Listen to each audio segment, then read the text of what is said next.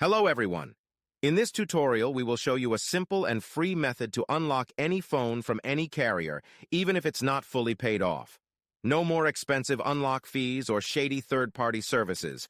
We've got the solution you've been looking for. The first step is to insert an unsupported SIM card from a different carrier into your phone. Once you power up your phone with the new SIM card, you'll receive a message asking for an unlock code. All you have to do is enter the unlock code, and your phone is now fully unlocked and ready to be used with any carrier you choose. And here's the best part. We will show you how to get the unlock code. To do this, you need to find the unique identification or serial number of your phone, called the IMEI number. Simply dial *#06#, and the IMEI number will pop up on the screen of your phone. Based on this IMEI number, we will get the unlock code for your phone.